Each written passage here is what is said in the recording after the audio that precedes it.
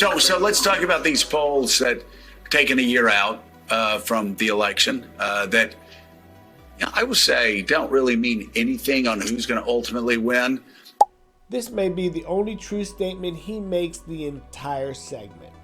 Hi, Asagai from Drinking Gourd. Thanks for tuning in. Today we're going to break down a video from late last year, but very important to show the media is already in its full spin cycle. You'll see. But if I were... What are they, a snapshot snapshot of where people are right now. But if I were on the Biden campaign or any campaign that got these type of polls, I'd love them. Liar! Liar! Because I would be using them to get everybody working from top to bottom, get them working as hard as they can to double their efforts on these areas that there's some, we're seeing some softness again a year out. So these are actually, somebody said this yesterday, and I'm sure Jim Messina and others who come on the show would say the same thing. Use these polls as a way to inspire your troops to work harder, work longer, campaign more, especially when you got an autocrat running against you and nothing short of American democracy's on the line. If that can't inspire you, I don't know what does, but go into professional bowling. the polling shows President Biden is losing support among black voters. Many polls show Democrats are bleeding black votes. Recent polls show historic losses, so much so that the news media has to spin it. Check this out. The White House is vowing not to, quote, make the mistake of underestimating a key group that helped propel Biden to victory in 2020. In a new interview with NBC News, Biden's principal deputy campaign manager acknowledged that for the president to win again in 2024, his team, quote, has to have a long, sustained conversations with African Americans in their communities and can't simply, quote, parachute in around election time. No. This comes after a recent survey from the New York Times and Siena College showed Biden ceding support from black battleground state voters to Robert F. Kennedy Jr. Which brings us to the word of the day. Gaslighting! Gaslighting manipulates someone using psychological methods to questioning their own sanity or powers of reasoning. In other words, A bullshit. A bullshit. A bullshit. For more on that, let's bring in opinion editor at the Washington Post, Alexi McCammond. Her latest piece is entitled, Democrats Need to Get Real About RFK Jr.'s Strength with Black Voters. Alexi, where is it coming from?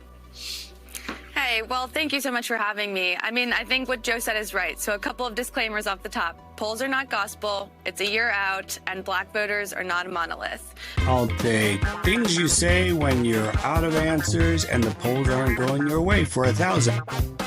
But one thing that is clear in polling trends, focus group trends, and otherwise is that black voters and other voters are looking for an alternative. No. Black voters have long felt and said and showed us that they feel taken for granted by the Democratic Party. We've seen the ways in which VP Harris hasn't been supported as much as some folks would like by the Democratic Party, by President Biden. So what you're telling us is that the Biden administration is racist. And the real kicker with RFK Jr., and something that is particularly unique to him, is that he taps into this deep-seated, deep-rooted medical skepticism that a lot of black folks across the country feel. Bullshit. They want us to believe the reason for the voter loss is medical skepticism, not inflation, the economy, the border. They want you to believe it's anything but the truth. Rightfully so. There has been medical racism going back, to the 1800s through now. There is ample reason why folks might feel distrustful of their healthcare providers or of what even the government is telling us we should do with our bodies with respect to vaccines. I swear, you can't make this up. The media is so out in left field, they think we're dumb enough to think vaccines are the reason.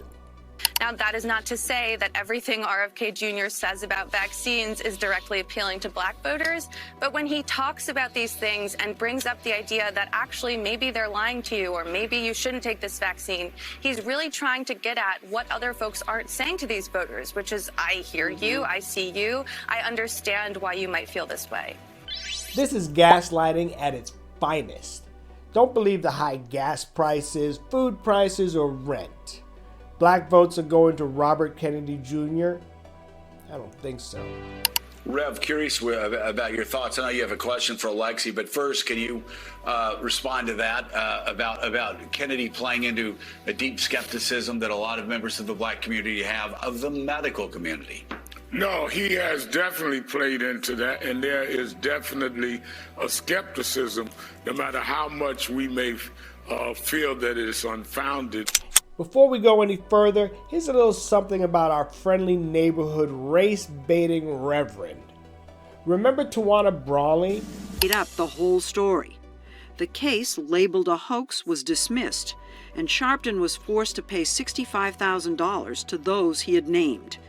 But in all this time, he has never voiced any regret. You have gone back and looked at things with such a clear eye. You've apologized, you've asked for forgiveness, except on Tawana Brawley. I don't get it. I'll be honest with you. I have thought about that a million times. I just don't believe they treated that case fair. If I knew that I had in any way contributed to falsely accusing someone, I think I would feel an obligation to say I'm sorry. I think you're right. I think the operative word is if you knew that. I don't know that. If they didn't do But it, but suppose they you're did. taking the. Suppose they did. But they didn't. They didn't. Does this look like the face of someone who regrets accusing 6 police officers of rape and ruining their lives? People have real skepticism based on history, Tuskegee experiment just being one, about vaccines, and Robert Jr. has played into that. He's also been one that's been a hero in the environmental movement, environmental racism, that many of us supported his raising that prior to his running. But having said that, Alexi, the fact that a lot of the bizarre stuff, both politically as well as in terms of policy, that Robert has brought out has not been really confronted or countered by the Biden administration.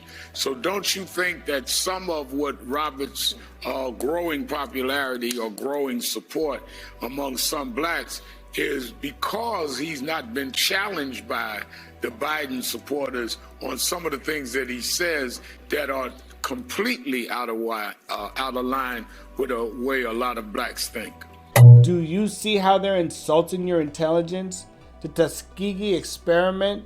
Environmental racism? Racism is a catch-all.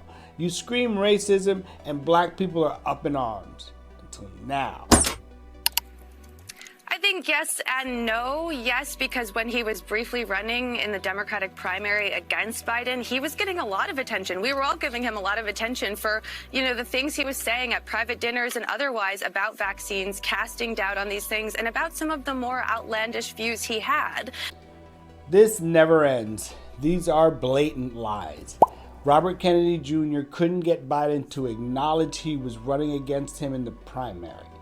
Biden wouldn't even debate him, and he ultimately had to leave the Democrat Party and run as an independent in order to stay in the race. And that obviously dipped support with some Democratic voters at the time. I think the smartest thing he's done is get out of that primary and run as an independent, because it takes the heat off of him from the major parties. I know that Joe Biden's campaign doesn't even really want to take him seriously. I just said that. But see how the truth just slipped out? I'm sure she didn't mean to say that out loud. They think and maintain that voters will see this as a two-person race between Biden and Donald Trump. Everything suggests otherwise at this point, that voters are looking for alternatives, that they want it to be anyone but Biden and Trump. Another bold-faced lie. Trump is currently leading Biden in national polls by as much as 5 points. And black voter support as high as 20 to 25%, and it's growing. The highest any Republican has ever gotten of the black vote was 18% in 1972. These are historic numbers, but they want you to believe otherwise. And I think that, black voters are hearing a lot from RFK Jr. about other things beyond vaccines. And I think that's the big issue. He's couching a lot of this stuff in terms of civil rights, as I'm sure you know, Rev. And he's also talking a lot like Milei, who was just elected in Argentina. Racism, racism, racism. And the president of Argentina has nothing to do with the shift in the black vote. I dare you to find one black person who even knows who that is. I had to look him up myself. This sort of populist rhetoric that's painting a very hopeful vision for the future, and he's not really focusing on those other sort of outlandish things. And so, to your point, sure, maybe if Democrats focused on those things, people would be more aware and maybe reconsider or think more holistically about who he is. But he's really staying away from those things, and the Biden campaign so far is sort of considering him as a non-starter. Again, she said the quiet part out loud. This nonsense about not being challenged is laughable. Robert Kennedy Jr. is not a factor, and they know it. I see the mainstream media like a soap opera. The more crap you swallow, the more they try to shove down your throat. Jonathan, let me hear a few things. First of all, there is the obstacle of Robert Kennedy Jr. getting on the ballot on a lot of states. We'll actually see as we move forward whether he's going to be able to do that or not. As an independent, he certainly has more time to clear the hurdles if he decides that he wants to do that. But I find Alexi's reporting fascinating because you actually have Kennedy, you have two stories here, a tale of two stories. One, he takes away from Donald Trump more than Biden in many polls that we've seen, despite the fact he takes one of the most critical electorates, he takes a good chunk of one of the most critical electorates away from Joe Biden, that is black voters. Let's go back to that poll for a second. Trump got 8% of the black vote in 2020. Biden got 91%. This poll shows Biden losing votes to Robert Kennedy Jr., not Trump. Also, this poll is comprised of leaning voters from battleground states, not a national poll. In the same poll, the percentage of likely voters and registered voters nationally have Trump in the mid 20%. Of course, it is early, and I suspect that what will happen this year is what happens every year. Though there can be a change. That people come home, whether it's young voters, whether it's people of color. All of these outlandish predictions I heard going into the 2020 election ended up being outlandish. I suspect the same will be true here, but the Biden campaign does have to worry about this, don't they? Biden campaign officials are deeply worried about third-party candidates. Though they don't want to give them much in the way of oxygen by talking about them, at least not now. Still believing that many of them will eventually drop out between now and when the ballots are actually. They can't help themselves in revealing the truth of the nature of the Democrats' strategy. Ignore Robert Kennedy Jr. and eventually he'll go away. But you're right, RFK Jr. Appeals to sort of the conspiracy theorist group. Now, if you aren't for Biden, you're a conspiracy theorist? The hits just keep on coming. And I love pausing these guys at the worst possible moment. That draws from Trump, but yes, maybe black voters from Biden. And of course, he's not the only potential third-party candidate. Jill Stein, Cornel West, who might have some appeal to black voters. Joe Manchin is also considering getting in, maybe under the no labels banner. So, Alexi, we know that the third-party candidates are a threat, but there's also Lies, lies, lies. Again, in that same poll, the highest national black voter numbers for independents are less than 3%. How are they a threat? Also an issue about enthusiasm, particularly among voters of color. That's something that the Biden team has struggled with. Even in 2020, they ran behind what previous Democrats have done. And I think there are real concerns about this time around as well. So in terms of Democratic officials you speak to, how worried are they, and what can the Biden team do to energize young voters, but particularly young voters of color? Yeah, I mean, the statements from Quentin Fulks and others from the Biden campaign show that they are keenly aware of what they need to do, which is not take them for granted and not parachute in, as he said, in the 11th hour. That is clear. I think the problem is that a lot of this is sort of baked in the cake. I mean, like, you look at the relationship between Biden and VP Harris, and I know that a lot of black folks would have liked to see more support for her throughout this first term from Biden and other Democrats. And which makes Biden a racist. We already knew that. Black voters may be moving away from Biden because they realize that he's the racist and not Trump.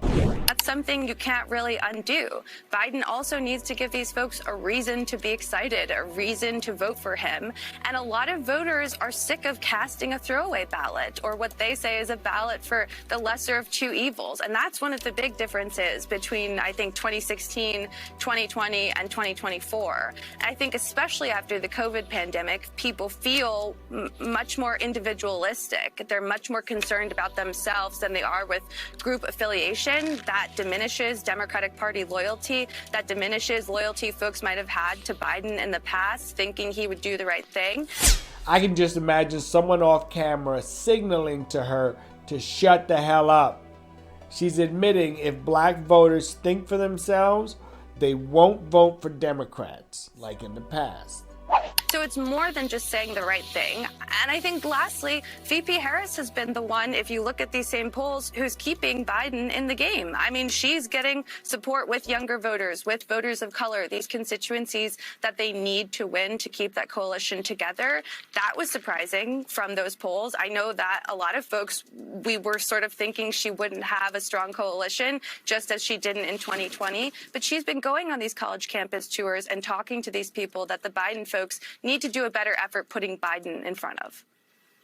Opinion editor at the Washington Post, Alexi McCammon, thank you very much. So she thinks blacks will vote for Biden simply because Kamala is quote unquote black? The sad part is Democrats, everything boils down to race. But black voters are starting to pay attention more to policies and not race. They can't handle an educated black voter. Doesn't that sound racist?